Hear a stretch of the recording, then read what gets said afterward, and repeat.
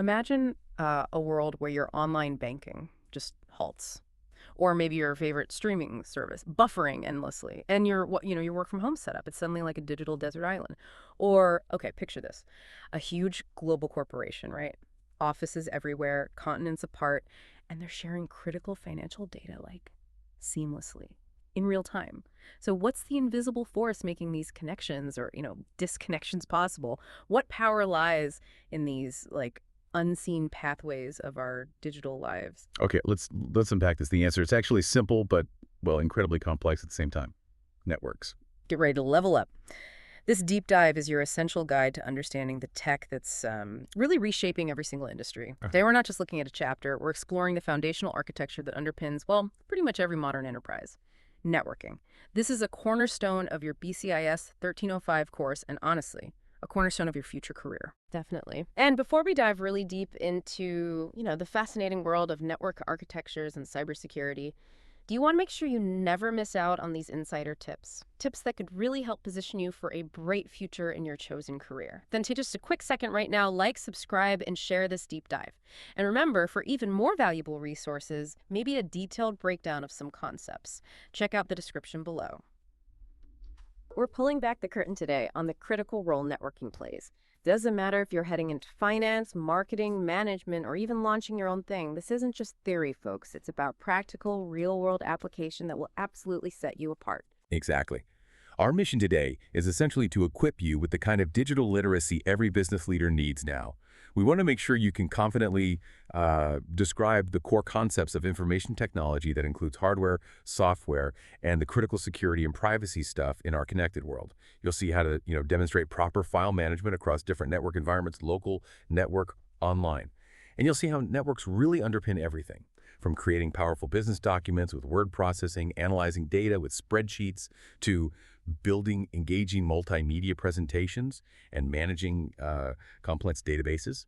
We'll also look into integrating business software applications across networks using web tech for ethical business research, and applying critical thinking with tools like goal seeking and what-if analysis in a truly connected business environment. This deep dive will show you just how vital mastering networking is for your foundational skills and applying essential and, frankly, emerging business productivity IT tools. These are skills that are super highly sought after in today's job market. Okay, so at its core, a network is, it's simply two or more devices connected, right? So they can share resources. Think of it like a digital neighborhood, maybe, where everyone can access shared utilities or information.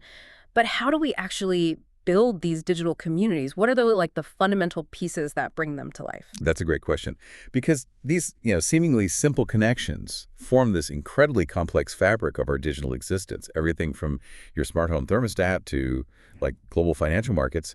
Understanding how it all starts with the basic components, it's really key to appreciating the larger system. Okay, let's meet the essential players then. The core building blocks of pretty much any network. We'll start with the most basic. A device called a hub. Imagine a hub like, I don't know, an old-fashioned party line for data. Or maybe a really simple mail sorter. When data arrives at a hub, it doesn't really know where exactly it needs to go, so it just sends it out to every single device on the network, kind of hoping the right one eventually picks it up. As you can probably guess, this is pretty inefficient, and it can lead to a lot of digital traffic jams, or what we call collisions. You're absolutely right. The hub is, it's rudimentary. Think of it like everyone in a room shouting their messages all at once. Most of the messages aren't even for you, but you still hear them. Creates a lot of unnecessary noise, slows everything down. But then, thankfully, we got smarter. We developed the switch. Think of a switch as like a highly intelligent traffic cop for your network data. Instead of just broadcasting data everywhere, a switch actually learns which devices are connected to which specific ports on the switch itself.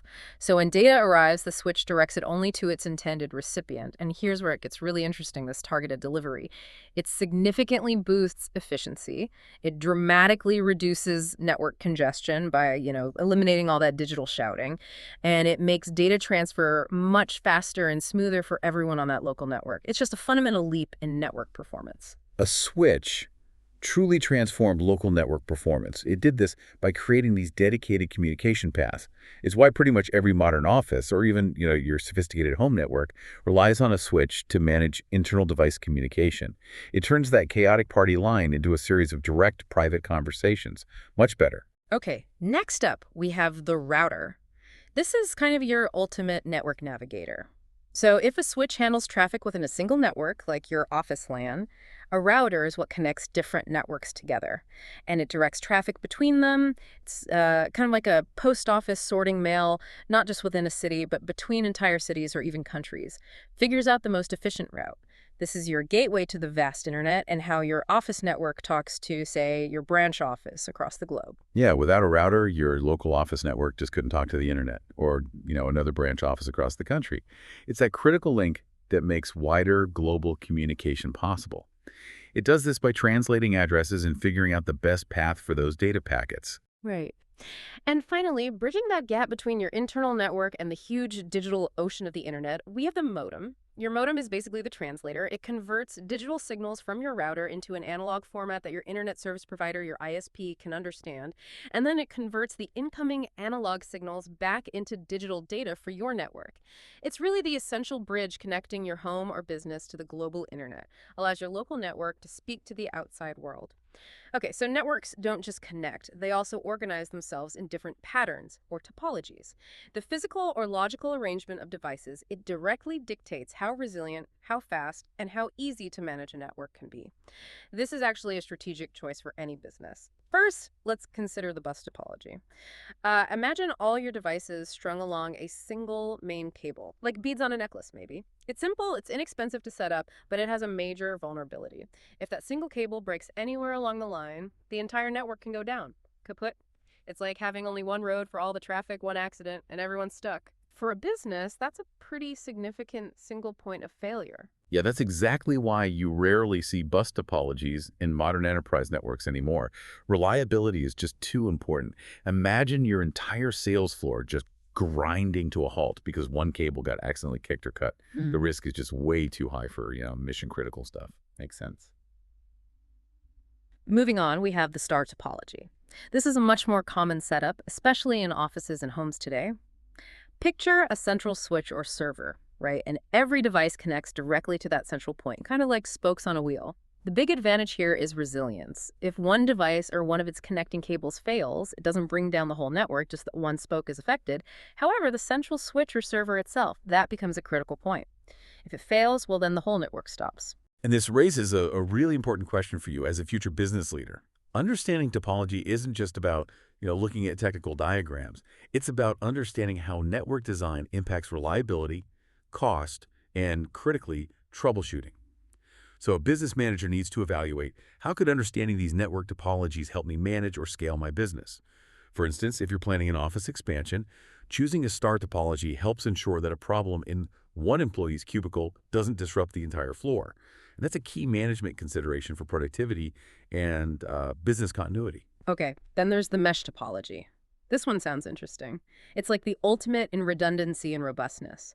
In a mesh network, every device connects to many, maybe even all, other devices, creates multiple redundant paths for data.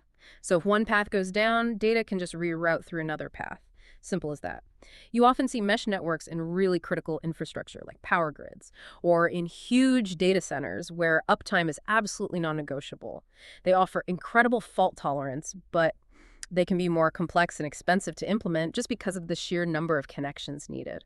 You can kind of think about how the internet itself is designed to be highly fault tolerant. It's like a massive network of networks using mesh principles. Exactly. Mesh offers that ultimate resilience, but yeah, it comes with complexity and cost. Right. Which gets us thinking not just about how things are physically connected, but also how they communicate through that connection. So, expert, once these devices are all linked up, wired or wireless, what language do they speak to actually make sense of each other's data? Excellent point. It really all comes down to network architectures and protocols. These define the fundamental structures and the languages devices use to talk. Let's look at architectures first.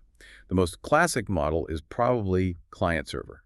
Here, you have powerful central servers that store and manage data and resources. And then clients like your desktop computer or your smartphone request access to those resources. Think of an online banking system, right? The bank's servers hold all the account data, and your app or web browser is the client asking for your balance. This model offers centralized control, makes security management easier, and provides robust data integrity. That's why it's pretty much the backbone of most large organizations. And that model is absolutely crucial for things like compliance and security when you're managing sensitive business documents or, say, customer databases. Precisely. Then there's peer-to-peer, or P2P. In this model, devices share resources equally without relying on a central server. Each device can basically act as both a client and a server. Think of simple file sharing among a small group, or maybe some collaborative project tools that allow direct device-to-device communication. It's less centralized, which offers flexibility for smaller, maybe more informal groups, but it's typically less scalable or secure for, enterprise-wide applications. Yeah, and this connects directly to one of your learning outcomes integrating business software applications. Knowing if an application is client-server or P2P or increasingly cloud-based, it informs how you manage access, security, and scalability for your team. Like a P2P application might be great for a small design team swapping files, but you probably wouldn't use it for your main CRM system or your financial reporting, right? Exactly right. And that leads us nicely to a rapidly growing and, frankly, indispensable architecture: cloud computing. This isn't just some buzzword anymore. It's really how many businesses operate today. Here, services and storage are hosted online in these vast, professionally managed data centers, accessible from anywhere with an internet connection. This model is critical for modern business collaboration. It offers immense scalability, flexibility, and powerful data analytics capabilities, all without needing extensive hardware on your own premises.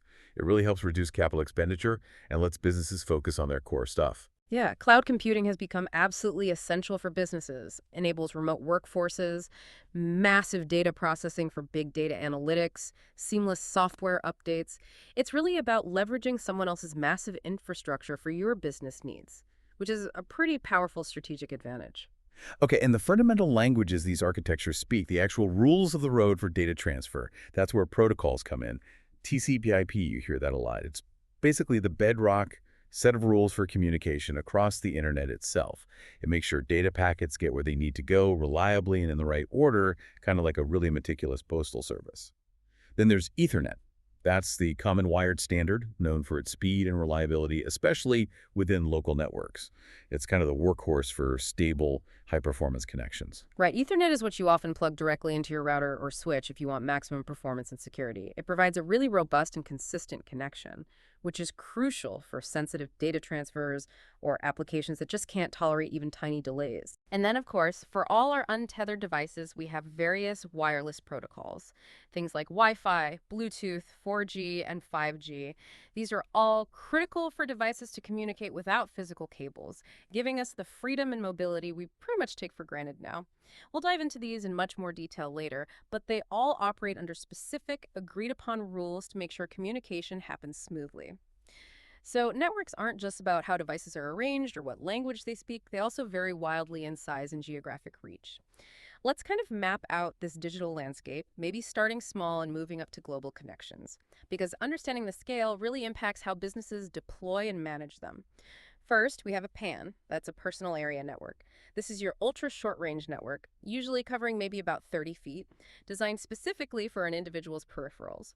Think about connecting your Bluetooth keyboard to your smart TV, or maybe your wireless headphones to your phone.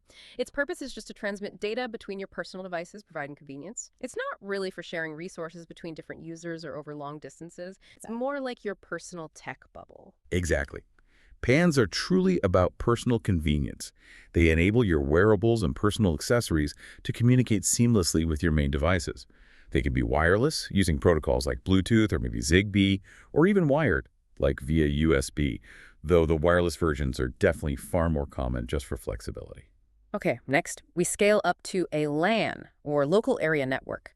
This connects devices within a single, confined physical location, like your home, a small office, or even an entire building. A LAN typically spans less than a mile and is absolutely essential for resource sharing, like multiple computers sharing one printer, or employees accessing shared files on a central server. It's really ideal for many users at a single location needing high-speed and efficient device-to-device communication. Yeah, when you connect your laptop or your mobile phone to your home or office Wi-Fi, you're often operating within a LAN. For businesses, LANs are fundamental for internal operations, team collaboration, and efficiently managing everything from, say, inventory databases to payroll systems. Related to this is a DULAN, or wireless local area network. Pretty self-explanatory name, right? It's a LAN, but wireless. It uses technologies like Wi-Fi or maybe infrared to allow devices to communicate without physical cables. No. Double LANs are fantastic for mobility. They let users move around a coverage area without losing connection, perfect for collaborative workspaces or just using mobile devices. However, while they're super convenient, consistent, unwavering performance and, top-tier security often favor wired LANs. So the choice really depends on a business's specific priorities. Okay, so just to simplify maybe, a PAN is just your personal bubble of devices. A LAN is your building, like your home or office, all wired up. And a double LAN, that's just your building's network, but without the wires, giving you that sweet, sweet freedom to move around. They all serve different scales of interaction. And that differentiation is really critical for a business. For, say, a finance firm handling super sensitive data, a wired LAN might be the default for critical workstations. But for a flexible marketing team, a robust double LAN is probably a must-have. Okay, stepping up in scale again, we encounter a CAN, or Campus Area Network. Think of a large university or a sprawling corporate campus, kind of like Tarleton State University.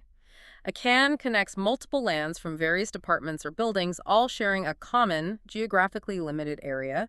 It offers shared access to information at high speeds across departments, while also managing things like user authentication and security policies across the entire campus. Yeah, CANs are a great example of how different network types can be integrated. They provide this unified high-speed backbone that allows for really efficient resource sharing and centralized IT management across a big site. Enables everything from student registration systems to faculty research networks. Larger still is the AN, or Metropolitan Area Network. This network type covers an entire city or maybe a major metropolitan region. It's bigger than a CAN, but smaller than a WAN. MANs often utilize high-speed fiber optics for efficiency and speed. They can take the form of cable TV networks or even telephone networks, providing high-speed DSL lines across an urban area. They're pretty critical for linking organizations within a city. MANs are crucial for bridging that gap between local and wide area connectivity. They enable high-speed regional data exchange.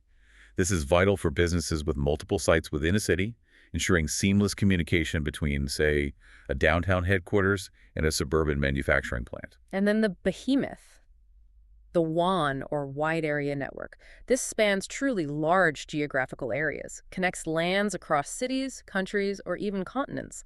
Think of global banks using WANs for international operations, allowing seamless real-time data exchange between branches in New York, London, and Tokyo.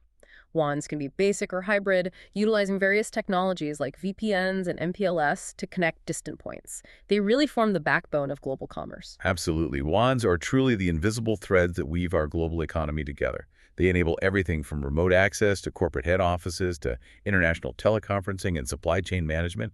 Without them, global business just wouldn't function the way it does today.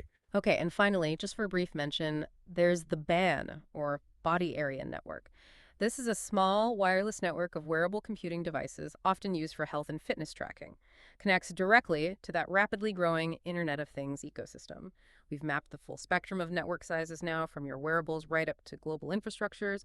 But no matter the scale, a fundamental decision always comes into play for any business. That age-old dilemma of wired versus wireless. It's not just a technical choice, it's really a strategic one with huge implications for performance, security, and flexibility. Wired connections, typically using Ethernet cables, are generally faster, more reliable, and inherently more secure. Data travels through physical cables, which makes it less susceptible to interference from other devices or, environmental factors. This provides a very consistent and reliable performance, often with higher data transfer rates and lower latency or delay. For tasks requiring guaranteed speed and security like large file transfers in a business, critical server connections, or maybe real-time trading wired is almost always the preferred choice. That's a critical point for you as a future business student. In a finance firm, for instance, you would absolutely prioritize Ethernet for sensitive data transfer between trading desks or to server rooms. Here, even a momentary lag or a potential security vulnerability could have, catastrophic consequences. Impacts the integrity and availability of crucial financial information. Right. On the other hand, wireless connections, primarily Wi-Fi, offer incredible convenience and mobility. You can connect devices without being tethered to a physical port, allowing users to move freely within a coverage area. This flexibility is a huge benefit for laptops, smartphones, and the ever-growing array of smart devices in a modern office or campus. However, wireless signals can be susceptible to interference, and their performance can vary based on distance, obstacles, and network congestion. Also, while wireless security has come a long way with protocols like WPA3, it inherently requires more robust protection measures to ensure data privacy compared to a physically isolated wired connection, simply because the signals are traveling through the air. Yeah, for a marketing team, the flexibility of Wi-Fi in a collaborative workspace might easily outweigh the marginal speed difference compared to wired. Allows team members to move freely with their devices for brainstorming sessions or client presentations. Understanding this balance between performance, security, and flexibility is key to describing the fundamentals of IT concepts and their real-world application. It allows you to make informed decisions for your organization, balancing the needs of different departments with security and budget constraints. Okay, beyond those general geographic categories we just covered, businesses also leverage highly specialized network types. These are designed to meet distinct operational needs. They aren't just bigger or smaller versions of a LAN or WAN, they're actually architected for specific advantages, often to handle particular types of data or communication requirements. Exactly. This is where we start connecting the dots between the technical infrastructure and strategic business goals. It's about optimizing your network infrastructure for a very specific purpose, whether that's secure remote access for a distributed team or maybe high-speed data processing for intensive analytics. Making the right choice here. That's a critical skill for any aspiring business leader. Okay, first up, in a world just rife with cyber threats, how do we keep our sensitive data safe when we're using public networks, like the internet, especially when working remotely or just on the go?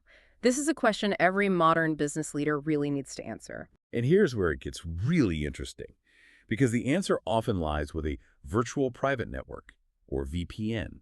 A VPN creates an encrypted connection, essentially a secure tunnel between your device and a server, often your corporate network, right through the public internet. It's like building a private shielded road smack dab in the middle of a busy public highway.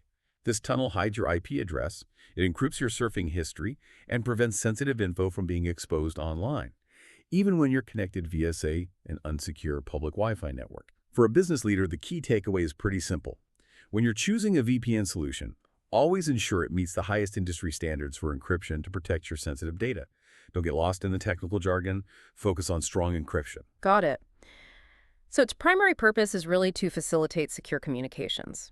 For example, connecting you securely to your corporate office from home, or enabling remote access to central resources. You can typically find two main types of VPNs, right? Remote access VPNs, where individual users connect to a corporate office, and site-to-site VPNs, which connect an entire corporate office to a branch location, kind of acting like a secure bridge between two locations. Right, and you definitely use a VPN for secure remote work, or really any time you need to protect sensitive data while using public Wi-Fi, say, on campus or at a coffee shop. It's crucial for roles where data confidentiality is paramount, like in finance, legal, or maybe human resources departments. However, you might not use a VPN if speed is your absolute only concern, because that encryption process does add a slight, though usually pretty negligible, overhead to communications. And for business students, the relevance here is huge. Managers frequently use VPNs to ensure secure remote work for their teams. Accounting firms rely heavily on this encryption to protect sensitive financial data, ensuring compliance and preventing breaches. This directly enables the course outcomes of secure data sharing and working with various business applications with confidence, even when you're not physically in the office. And in your student life, a VPN is pretty much essential for using public Wi-Fi securely, protecting your academic and personal information from potential eavesdroppers. Okay, what if a large business needs something more? Like a custom-designed high-performance network specifically for bandwidth-intensive applications, securely connecting multiple offices across different geographic regions. We're talking serious data traffic here, not just individual remote connections. Yeah, that's precisely the role of an enterprise private network, or EPN.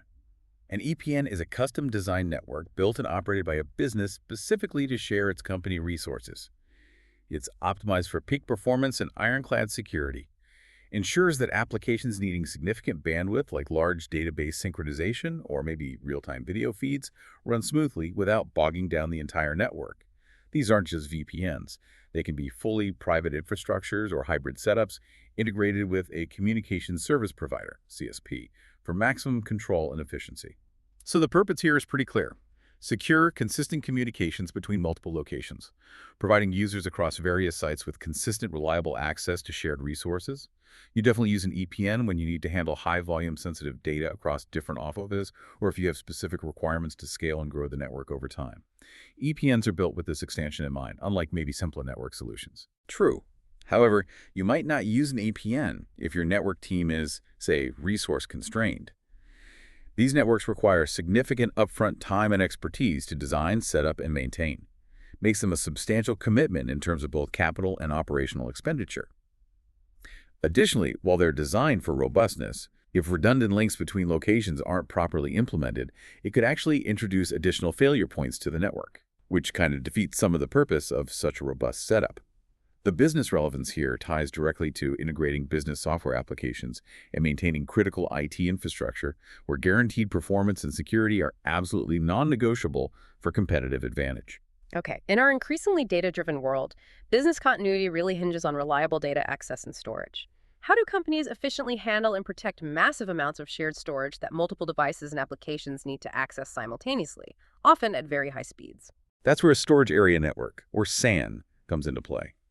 A SAN is a high-speed, special-purpose computer network specifically designed to provide any-to-any access to storage devices. It's often referred to as the network behind the servers because its main purpose is to transfer data between different storage devices and between the computer network and those storage devices.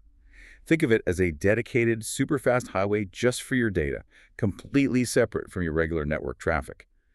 This segregation means your general network doesn't get clogged up with massive data transfers. Okay, so its purpose is to offer centralized, optimized data access and storage for multiple devices. And it's crucial for performing regular, reliable backups of massive data sets. These networks are built with specialized components and technologies to ensure block-level I/O services, meaning data is accessed in raw, efficient blocks, not slower files. You'd certainly use a SAN when multiple servers and applications need to share storage resources efficiently, or when you require centralized data storage for all your critical business resources. But be aware, you might not use a SAN if you're heavily budget constrained. There can be a significant upfront investment to establish one. They also tend to be resource-intensive regarding maintenance, requiring specialized expertise for upkeep compared to simpler local storage solutions. However, for large-scale operations and data-intensive businesses, their business relevance is undeniable. They directly support data analytics learning outcomes and ensure data availability, a key aspect of managing critical IT infrastructure and ensuring business continuity for applications like your main customer database or large analytical models. Wait, another SAN. Okay, you mentioned this earlier. Same acronym, totally different purpose. This one is about raw processing power and lightning-fast communication between powerful computers, not just storage. It's like the difference between a data superhighway and a computing superhighway, maybe? Precisely. This type of system area network, SAN, is a network configuration designed to facilitate ultra-rapid communication between nodes in a cluster, often found in high-performance computing HPC environments. Its emphasis is on providing extremely high bandwidth and ensuring incredibly low latency by avoiding multiple copies of data. Makes direct network access efficient for users. It's built for sheer speed and minimal delay between processing units, crucial for complex calculations. So its core purpose is to facilitate rapid communication between nodes in a cluster, particularly in parallel computing environments where many processors work together on a single problem. You'll find these SANs used in scientific applications, large-scale database server clusters, and file server clusters where speed, minimal error rates, and synchronized processing are paramount. You would definitely use a system area network when your applications require extremely fast data transfer with low error rates and very low latency, like in financial modeling or complex engineering simulations. Right. On the other hand, you might not use a system area network if you are cost-constrained. These systems involve a sizable investment in specialized hardware and are typically reserved for specialized high-demand computing tasks where the cost is justified by the processing power delivered. However, for students interested in data science or advanced IT infrastructure management, understanding this type of SAN is highly relevant for scenarios where massive data sets and high-speed processing are critical to problem solving, like big data analytics or AI model training. Okay, we talked about traditional wired LANs earlier, but what's the cutting edge there? What's an emerging technology that's changing how we think about internal wired connections, maybe making them more efficient and cost-effective for large campuses or facilities? The answer there is the Passive Optical Local Area Network, or POLAN. This technology is a significant upgrade from traditional copper-based LAN installations. Instead of hundreds or thousands of copper cables, POLAN replaces them with fiber optic telecommunications technology. It uses these things called optical splitters to manage and combine upstream and downstream signals, all sent over a single strand of single-mode fiber. This effectively divides the fiber bandwidth among different access points, dramatically simplifying the cable link involved. Interesting. So its purpose is to provide a lower-cost solution for connecting remote locations within a LAN-type environment, such as different campus buildings, various departments within a hospital, or even large apartment complexes. It significantly reduces the sheer number of cables, installation complexity, and often the overall power consumption compared to traditional Ethernet. You would use a POLAN if you need a cost-effective way to connect these remote locations and you have the ability to install optical fiber between them, or if you're building new infrastructure where long-term cost of ownership is a big priority. Conversely, you might not use a POLAN if you require a universally defined global standard for your network. As there are currently no universally accepted worldwide standards for POLAN installations, which could potentially lead to compatibility issues down the line, it might also not be ideal if you're severely budget-constrained for the initial deployment. The upfront cost of fiber installation, while often lower than extensive copper for large areas, can still be substantial. However, for business students, understanding POLAN highlights emerging technologies in IT infrastructure. It shows how businesses are constantly seeking more efficient, greener, and cost-effective ways to build and manage their networks for the long term. Okay, wow. With all these diverse network types and technologies, from personal networks to global WANs, from secure VPNs to high-performance SANs, how does a business actually pick the right one? How do leaders make these crucial, often really costly infrastructure decisions that will impact their operations for years to come? Yeah, this raises a super important question. What criteria truly guide these decisions? There are really 4 key factors that any organization, from a tiny startup to a global enterprise, must consider when choosing a network type. These are kind of the cornerstones of strategic IT planning. First is purpose. Networks are inherently purpose-specific. A system area network, SAN, designed for high-performance computing, for example, is radically different from a campus area network, CISN, on a university campus. You absolutely need to align the network's capabilities directly with its intended function and performance goals. You can't just pick the fastest or the most expensive. You need the right tool for the job. Often, combining different topologies and network types, like maybe a SAN with a CAN, requires a thorough study to ensure they complement each other without incurring excessive capital costs or leaving valuable resources just sitting idle. Right, so it's not about finding the best network in a vacuum, but the best fit for a specific business need. That's a critical distinction. But, in a startup environment with limited resources, how does a leader balance that best fit with the need to scale rapidly down the line? That's where the other factors really come in. Second, cost is always a major consideration. This includes not just the upfront investment for hardware, software, and installation, but also, crucially, the long-term maintenance and operational costs. Many businesses actually overlook these ongoing expenses, which can lead to significant budget surprises down the road. Understanding how costs will evolve helps build a solid business case for choosing one network solution over another, especially when comparing, say, a fully private EPN versus leveraging a hybrid WAN solution.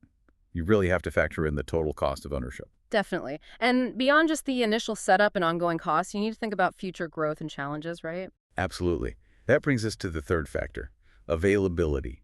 This involves more than just ensuring the network is connected today. It encompasses having ready access to spare parts, planning for future upgrades, managing software changes, and adapting to new technologies. If a critical component fails, how quickly can it actually be replaced? What's the life cycle of the technology? Can you get support for it 5 years from now? A robust network needs to be readily supportable and have contingencies planned over its entire lifespan to ensure business continuity. And finally, a big one, especially in our rapidly evolving digital world, scalability. As your business grows, so will your network demands. More users, more devices, increased bandwidth needs, stronger security reinforcements. Planning for scalability means anticipating this future growth and designing a network that can expand without a significant loss in performance. The internet itself is a testament to scalability, right?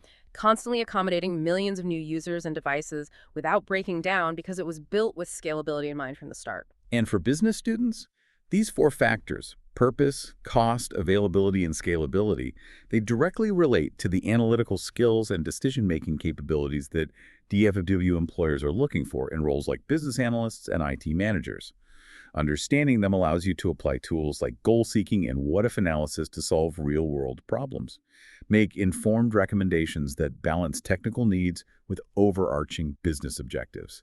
It's all about making smart, strategic investments in your digital infrastructure. From the slow, sputtering connections of dial-up, if you even remember those, to the blazing fast wireless we enjoy today, Wi-Fi has undergone a profound transformation. It's fundamentally changed how we connect to the digital world. But do you really know your 802.11s from your Wi-Fi 7s? More importantly, why does this alphabet soup of standards actually matter for you as a future business professional? Exactly. The real insight for a business student isn't just knowing, oh, the newest standard is faster. It's understanding that each leap from the early 802.11 iterations to today's Wi-Fi 7 has been a direct response to the increasing density of devices in our lives and the growing demands of modern applications. For businesses, this means your wireless strategy isn't just about covering an office space. It's about managing a whole forest of devices, all demanding seamless, reliable connection. Whether that's 100 employee laptops, maybe 1,000 IoT sensors on a factory floor, or the next generation of AR/VR collaboration tools. Let's trace this evolution a bit because it's truly remarkable how quickly things have progressed. The original 802.11 standard emerged back in 1997, offered a maximum bandwidth of a mere 2 MeK on the 2.4 GHz frequency band. It was a start, but yeah, quickly became insufficient. Indeed. Then came 802.11a and 802.11b in 1999. 802.1a was a significant leap. It introduced the 5 GHz band and reached speeds up to 54 Mbps, but the trade-off was shorter range. Meanwhile, 802.11b stuck to the 2.4 GHz band, but only offered up to 11 Mbps. So this gave users a choice, right, between speed and range as 2.4 GHz travels further, but is often much more congested. Right. Then in 2003, 802.1mn kind of combined the best of both worlds, achieved speeds of up to 54 MHz on the more common 2.4 GHz band, made it a very popular standard for its time by offering decent speed with good range. Then came 802.11n in 2009, which was later rebranded as Wi-Fi 4. This was a major game changer for businesses and homes alike. It introduced MIMO, or multiple input, multiple output technology, uses multiple antennas to send and receive data simultaneously. This dramatically increased both speed and range, pushing theoretical maximums up to 600 MHz on both 2.4 GHz and 5 GHz bands. It was a really significant leap forward for handling multiple devices and more demanding applications like video streaming. Not long after, in 2013, 802.18c, or Wi-Fi 5, arrived. This standard focused primarily on the less congestive 5 GHz band and delivered speeds exceeding 1 Gbps, that's 1,000 Mbps. It also introduced multi-user MIMO, MU-MIMO, which was crucial. It allowed routers to communicate with multiple devices at the same time, made it even more efficient for households or offices with many connected devices, like a busy conference room. Yeah, this was critical for handling the increasing demands of high-definition streaming video, larger file transfers, and the burgeoning number of smart devices, especially in dense environments where many users are competing for bandwidth. Okay, the next big update was 802.1mnx in 2019, now known as Wi-Fi 6. Designed specifically for even higher density environments, Wi-Fi 6 can reach theoretical speeds up to 9.6 Gbps. It further optimizes simultaneous communication with multiple devices using a technology called OFDMA, Orthogonal Frequency Division Multiple Access. Makes it ideal for extremely busy offices, smart homes teeming with IoT devices, and public venues where hundreds of devices are vying for bandwidth. It's really about efficiency in a crowded space. Exactly. Wi-Fi 6 directly addresses the challenge of device proliferation. Ensures that even with dozens of connected smart devices, your network remains performant. For a business, this translates directly to employee productivity and reliable customer-facing services. And looking to the very near future, we have 802.11bb, or Wi-Fi 7, expected in 2024. This latest standard promises truly ultra-fast data rates of up to 46.1 Gbps. That's staggering. It introduces multi-link operation, MLO, allowing devices to simultaneously transmit across the 2.4, 5, and the newly allocated 6 GHz bands, effectively using multiple channels at once to reduce latency or delay to below 5 milliseconds. Plus, it utilizes massive 320 MHz channels in the 6 GHz band for even greater capacity. The benefits of Wi-Fi 7 really extend beyond just raw speed. They include higher throughput for incredibly demanding applications like augmented reality, AR, and virtual reality, VR. Improved network efficiency in incredibly dense environments, and even lower power consumption through smarter resource allocation. For businesses exploring things like the metaverse, advanced design, or real-time factory automation, Wi-Fi 7 offers unprecedented capabilities. So, for you, a future business professional, why does understanding this alphabet soup of Wi-Fi actually matter?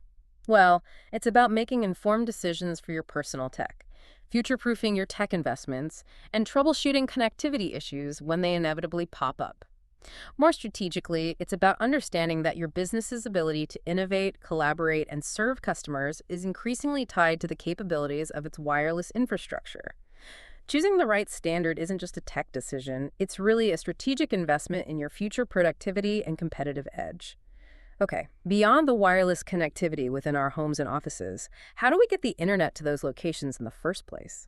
Fiber optic internet and 5G home internet are the two leading contenders in this modern connectivity race, each with unique trade-offs. Yeah, and if we connect this to the bigger picture, for any business, the choice between these two dramatically impacts reliability, speed, and cost.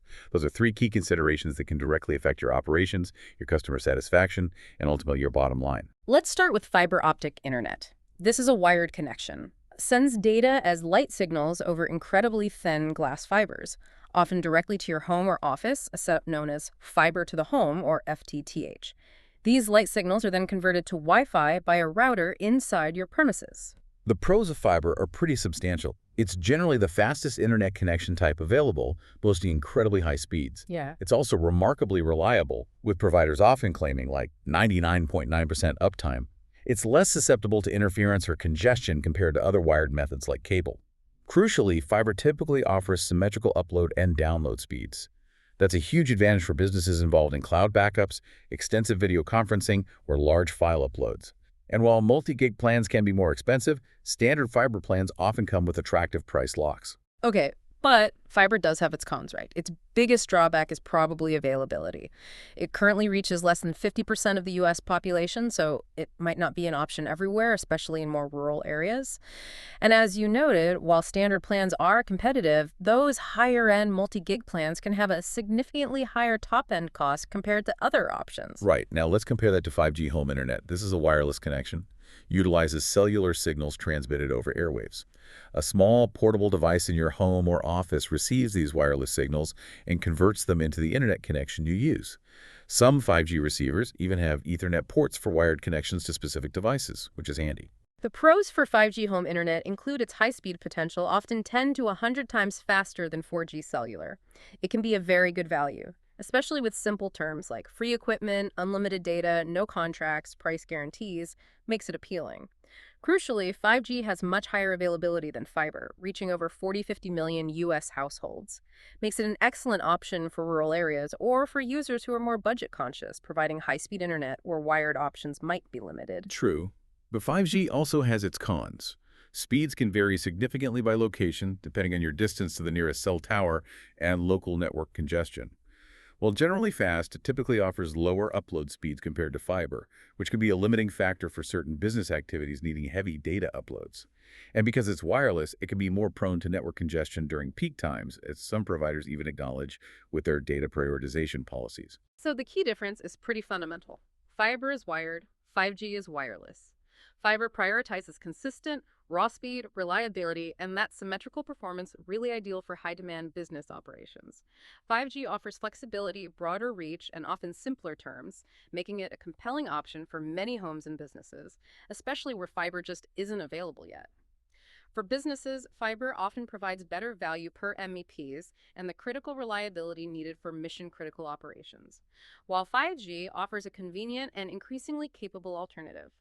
Understanding this helps you make informed decisions when setting up your own home office or evaluating connectivity for a future enterprise. Okay, we've talked a lot about networks connecting computers and phones, but what about the billions, literally billions of other things that are constantly connecting to the internet now? That's the vast and rapidly expanding world of the Internet of Things, or IoT. These are everyday objects, from smart thermostats to industrial sensors, all sending and receiving data. And for businesses, this isn't just some trend, it's a massive opportunity for automation and insight. Absolutely. What's fascinating here is that the number of connected things surpassed the number of people years ago, and it's only growing exponentially. This presents immense opportunities for automation, data collection, efficiency, but it also brings unique connectivity challenges. When you're choosing an IoT connectivity solution, you really need to prioritize factors like the device's specific functionality, the overall cost, and crucially, its battery life. There's truly no one-size-fits-all answer here. It's all about making smart trade-offs. Right. To choose wisely, you need to consider 7 key factors for pretty much any IoT deployment: coverage, bandwidth, power consumption, range, mobility, latency, and security. Each IoT device or application will have a different priority for these. The real insight for you as a business student is understanding these trade-offs and how they impact your strategic decisions. Let's look at a few prominent types of IoT connectivity, maybe grouped by their common use cases and strengths. Sounds good. For example, if you're dealing with applications that need to stream high-definition video in real time or require immediate responses like a smart security camera in an office or maybe self-driving vehicles, 4G, 5G cellular connectivity is probably your go-to. It's inherently secure, it's reliable, and offers low latency and high bandwidth thanks to the existing infrastructure. The trade-off: high power consumption makes it unsuitable for devices in remote locations that need extended battery life without a consistent power source. Okay, so on the other end of the spectrum, if you have devices that need to send tiny bits of data over miles, maybe on a single battery for years, like remote environmental sensors, tracking soil moisture on a farm, or smart utility meters, you'd look at LPWAN, Low Power Wide Area Network, cellular solutions, specifically LTE-M or NB-IoT. These are designed for incredibly low power consumption and long distances, perfect for transmitting small data packets. NB-IoT, for instance, offers like 10 times the range of LTE-M, but at a much lower bandwidth. Makes it ideal for those very infrequent small data updates from challenging environments. Exactly. Then you have your everyday short-range technologies, commonly found in smart homes and within close proximity. Wi-Fi offers high data capacity, making it convenient for consumer IoT devices that connect to existing home networks. The challenge for businesses, though, is its limited range and higher power consumption. Plus, its security often depends heavily on the network owner themselves. Contrast that with Bluetooth or Zigbee, which are low-energy, short-range, and can form mesh networks. These are perfect for wearables, smart home devices like lighting or door sensors, or maybe in-store proximity marketing where devices need to communicate locally and efficiently without draining batteries constantly. Got it. So for businesses, choosing the right IoT connectivity strategy impacts basically everything, from product design and battery life to operational costs, data analytics capabilities, and ultimately the customer experience. This decision is crucial for conducting ethical business research when you're selecting vendors and for effective data analytics when processing information from these diverse devices. It's really about aligning the tech with your business goals. And we'll have a full breakdown of all the specific IoT connectivity types: LoRaWAN, Ethernet, satellite, RFID, NFC, etc., in the show notes for those who want to dive even deeper. Okay, with all this incredible connectivity we've been talking about, from local networks to global IoT, well, it comes with an inherent and undeniable increase in vulnerability. Networks are the very backbone of modern business, but they also expose businesses and individuals to a growing array of risks and threats that can have truly devastating consequences. Yeah, and this raises an important question. How can we describe the fundamentals of IT concepts, like security and privacy, in a world where pretty much everything is connected? It's not just about protecting data anymore. It's about protecting entire operations, maintaining a company's reputation and customer trust, and in some cases, even ensuring physical safety. It's truly a digital battlefield out there. Let's try to lay out some of the most common threats that are lurking in the digital landscape. At the top of the list is probably malware, which is essentially just malicious software. This category includes everything from adware, which shoves unwanted ads in your face, to spyware, which secretly monitors your activity. Ugh. More insidious forms include viruses, which attach to legitimate programs and spread, worms, which can replicate and spread across networks independently, Trojans, which disguise themselves as harmless software to gain entry, ransomware, which encrypts your data and demands payment for its release, and rootkits, which hide their presence and give attackers deep root-level access to your system. These are basically the digital equivalent of a serious, contagious sickness spreading through your network. Yeah, and the evolution of malware is relentless. It's constantly adapting to bypass defenses. Recognizing the different types helps in understanding the severity and potential impact of an attack on your business. Allows for more targeted prevention and recovery strategies. Right. Beyond malware, attackers use various hacking techniques that target human psychology or system weaknesses. Phishing emails are a prime example. Attackers impersonate trusted sources like your bank or even your boss, trying to trick you into revealing sensitive information. Social engineering is a broader category, basically manipulating people psychologically into giving up confidential access or information. We also see denial of service and distributed denial of service DDoS attacks. These overwhelm a system with traffic to take it offline, making critical services unavailable. And you always need to watch out for fraudulent Wi-Fi, like evil twins, which are fake hotspots set up by attackers to intercept your data when you unknowingly connect. And then there's simply unauthorized access, where hackers exploit weak passwords, unpatched software, or unsecured networks to gain entry. This can range from a simple brute force attack, just guessing passwords over and over, to leveraging really sophisticated vulnerabilities, often with devastating consequences for data privacy and integrity. And the sheer number and variety of IoT devices connected to our networks. That further amplifies all these risks significantly. Every new smart device, from a connected thermostat to a smart light bulb, is a potential new entry point, a potential vulnerability for an attacker to exploit. It's kind of like adding more doors and windows to your house without necessarily adding more locks. Yeah, what's truly unsettling here is how a security vulnerability in, say, a smart TV or a connected baby monitor could potentially compromise far more than just your entertainment preferences. If that device is on your home or office network, it could become a gateway for hackers to infiltrate systems containing sensitive financial information or to compromise your entire network, leading to broader data breaches that impact privacy and business operations. Let's look at some specific IoT dangers that directly relate to you, the user, the business student. There's the pervasive risk of unauthorized access and misuse of personal information. Think about smart TVs with built-in cameras, or maybe financial data stored on connected home devices. If compromised, it could lead to identity theft or fraud. The vast amount of data IoT devices collect, from your mood to your health conditions, even your sleep patterns, can be inferred and used in ways far beyond what was initially expected, potentially without your knowledge or consent. And these inferences can be incredibly sensitive, leads to concerns about how data could be used for credit, insurance, or even employment decisions.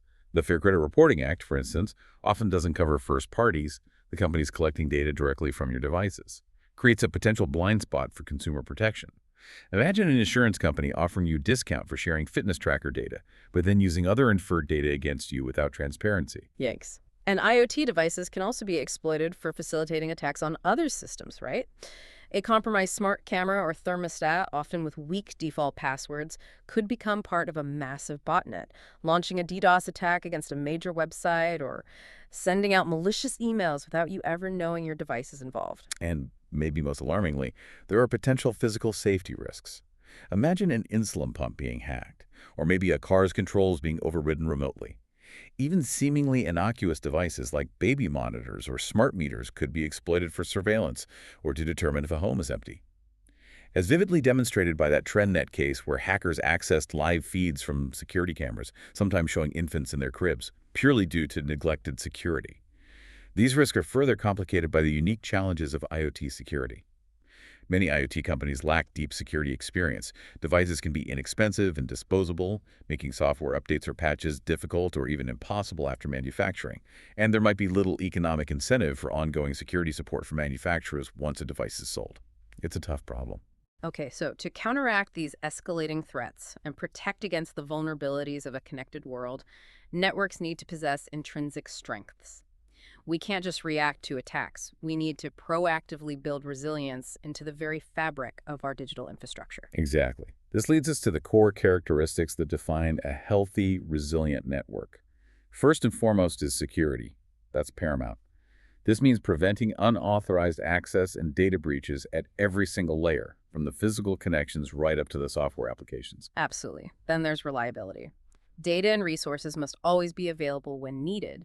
This means building in redundancy, having backup systems and components, and ensuring robust backup processes. So if one component fails, another can seamlessly take over without interruption. And a crucial characteristic for any growing business is scalability. The network must be able to grow and handle more users, more devices, and increased bandwidth needs without losing performance.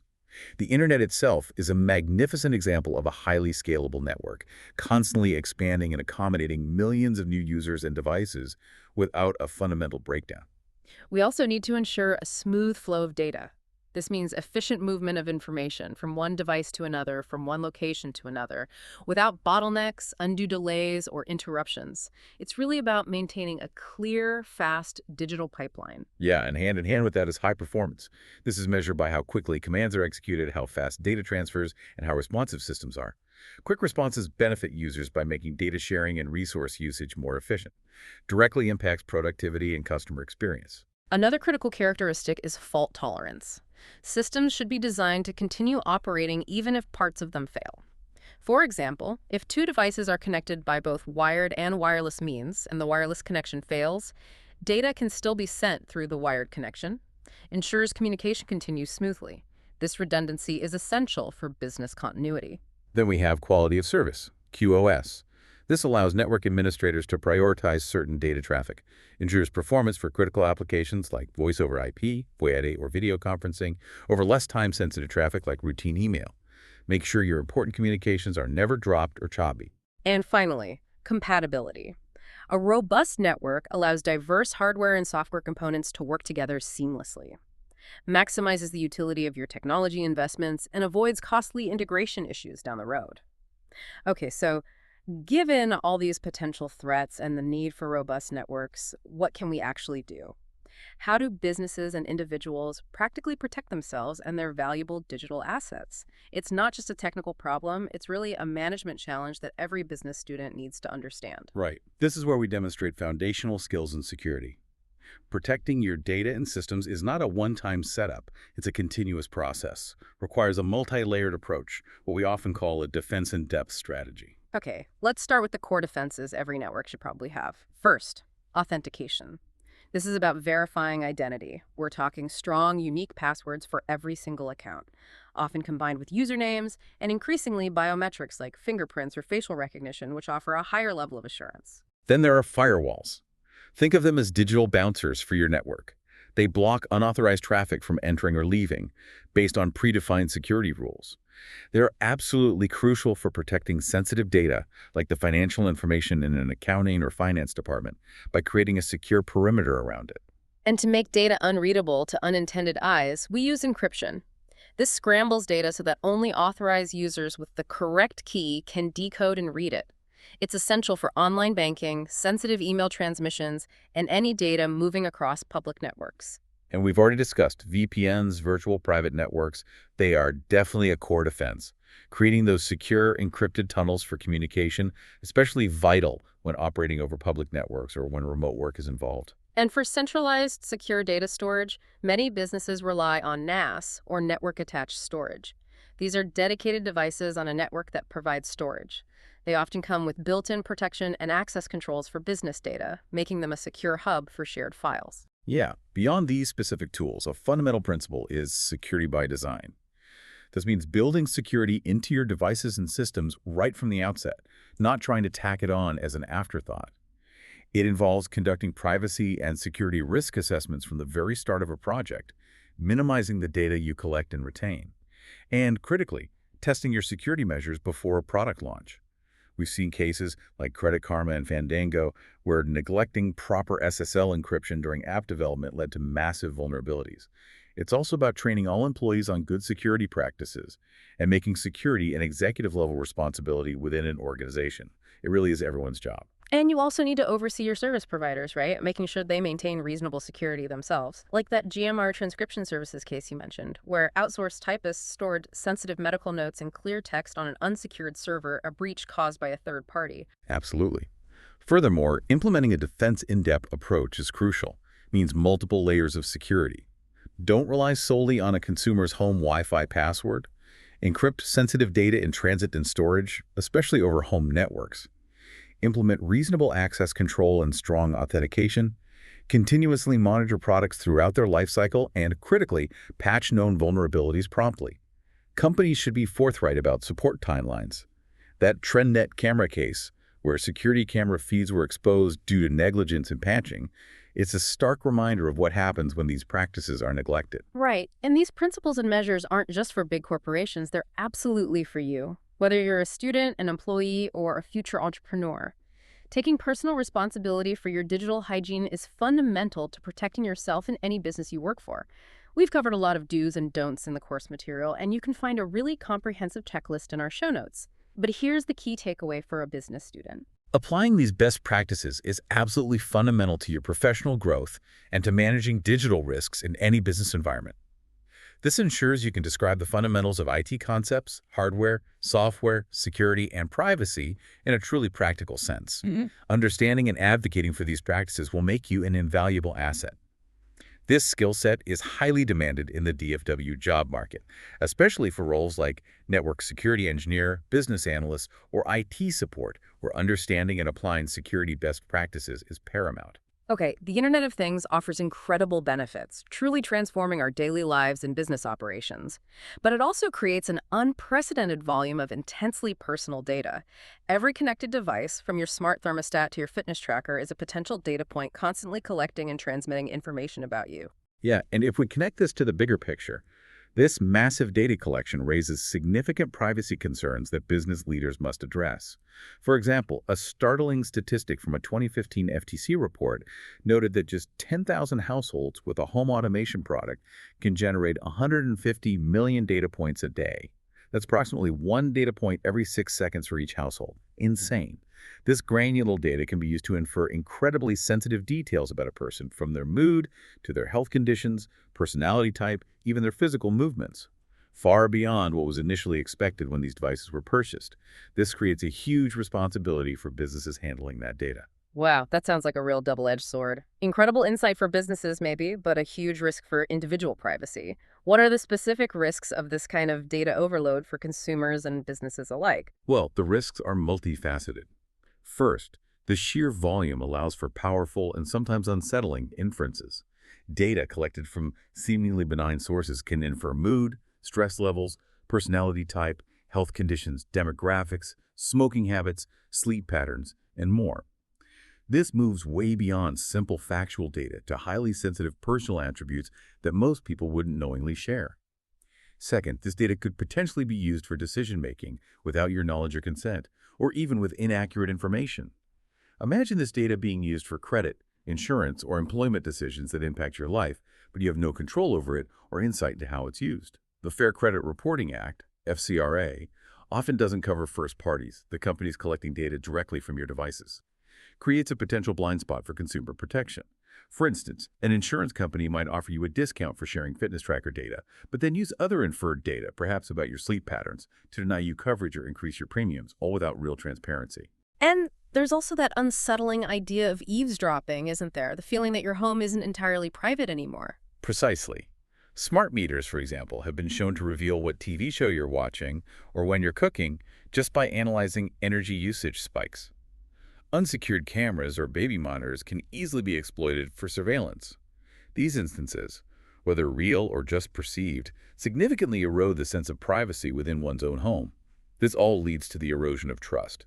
If consumers perceive significant risks to their privacy and security, even if those risks aren't fully realized, it can undermine confidence and slow the adoption of beneficial new technologies, ultimately harms businesses in the long run. Right. For business students, this directly relates to the learning outcome of conducting ethical business research and understanding the profound security and privacy implications of data analytics in a connected world. It's not just about what data you can collect, but what you should collect, how you protect it, and how you communicate that clearly to your customers. Ethical considerations are absolutely paramount for long-term business success. So if we're generating such a massive volume of personal data, how do we balance innovation and the benefits of these technologies with the absolute necessity of privacy protection? This is a core dilemma for modern businesses. Yeah, this raises an important question. Can companies genuinely limit data collection while still innovating and developing new services? The answer lies in data minimization. This is a foundational principle of privacy protection and ethical data stewardship. What exactly does data minimization mean in practice for a business? How does that work? At its core, it means companies should limit the data they collect and retain to only what is strictly necessary for its stated original purpose. Once that purpose is fulfilled, they should dispose of it responsibly. It's really about being judicious, not greedy, with personal information. Collect what you need, use it, and get rid of it. And why does this matter so much for businesses and consumers? What's the benefit? It matters for several critical reasons. First, it reduces the attractiveness of data stores for thieves. Larger, more comprehensive data sets are far more enticing targets for both external hackers and internal malicious actors. Increases the potential harm from a data breach. If data isn't collected in the first place or is promptly deleted, it simply cannot be stolen. Second, it mitigates harm from breaches and guards against data being used in ways that depart from consumer expectations. If a company collects and retains large amounts of data, there's an increased risk it will be repurposed in ways consumers never intended or agreed to. Leads to brand damage and potentially legal issues. So it's really about being responsible custodians of data, which also happens to be smart business strategy. Exactly.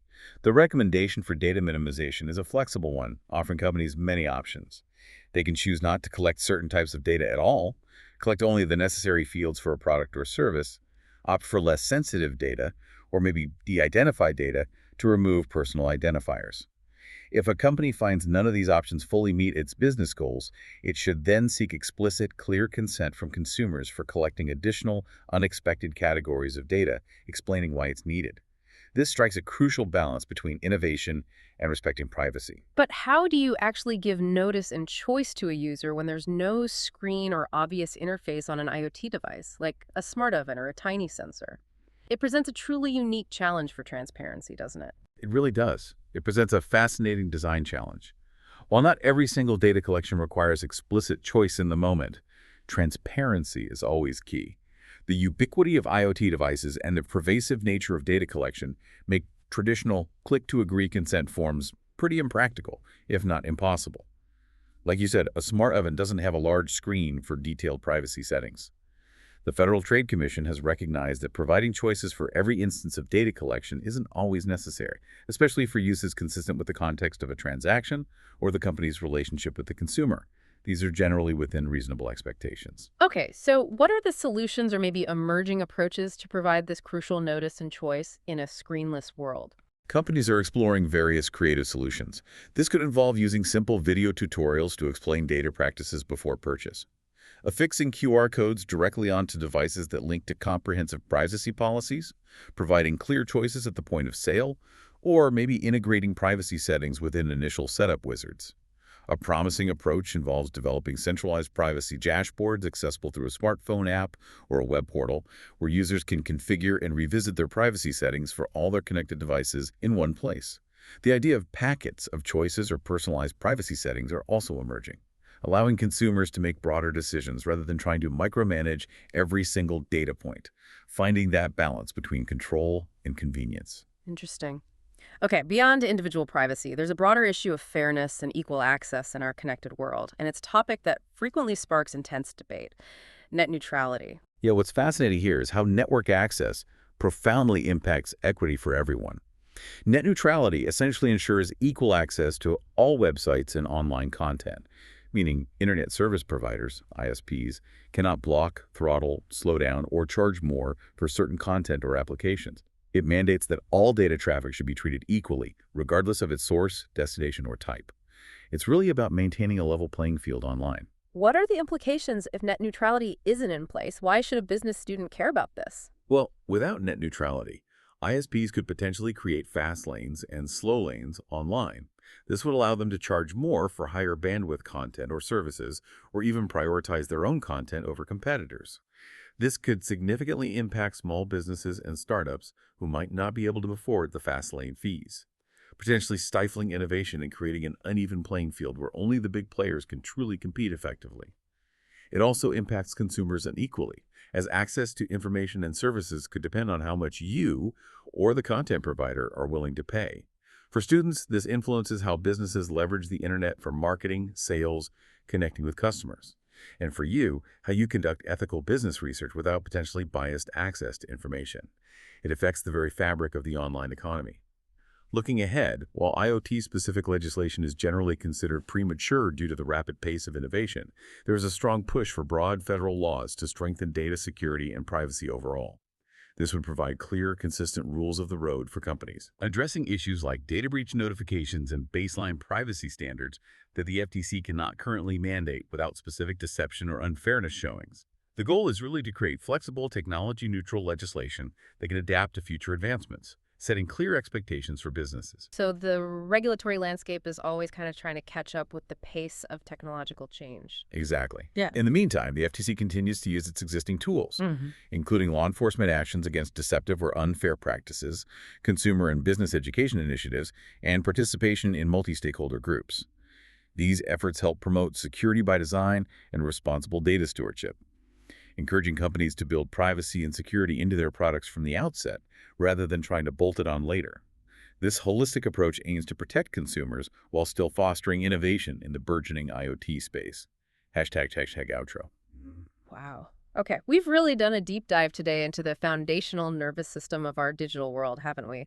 From the humble hub all the way to lightning-fast Wi-Fi 7. From secure VPN tunnels safeguarding your data to the intricate security layers protecting against evolving cyber threats. And the critical importance of data privacy in this age of IoT. We've seen how networks are not just wires and signals, but really the very arteries through which modern business thrives and innovates. Yeah, and we've truly unpacked how understanding these networks is directly tied to your success in BCIS 1305, enabling you to describe IT concepts, manage files securely, create robust business documents, analyze critical data, and conduct ethical online research.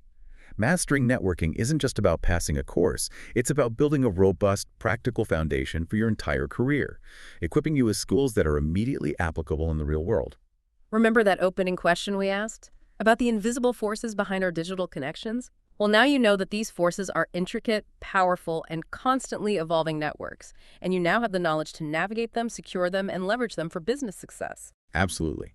This knowledge isn't just for a grade. It's a real competitive edge in a rapidly changing world. The DFW job market, as you've heard us mention, has a persistent talent shortage in tech. Roles like network engineer, business analyst, IT support, data analyst, they all demand a strong understanding of networking, cybersecurity, and data ethics. By focusing on these skills, you are actively addressing the specialized technical skills and those crucial soft skills like analytical thinking and problem solving that employers are actively seeking. You're positioning yourself for significant opportunities right here in Texas. So if you found this deep dive valuable, just imagine the future insights you could gain. Make sure you hit that like button, subscribe, and share this deep dive with others who need to level up their tech knowledge. And don't forget, the description has even more resources, including those detailed checklists and additional readings we mentioned to help you on your journey. Before you go, consider this. In your future role, whatever it may be, what specific steps will you take to keep your personal and professional network secure? And how will your understanding of network scalability influence your business decisions as your company grows? The future of business isn't just about what you know. It's about how you apply technology to make it happen. Thanks for listening.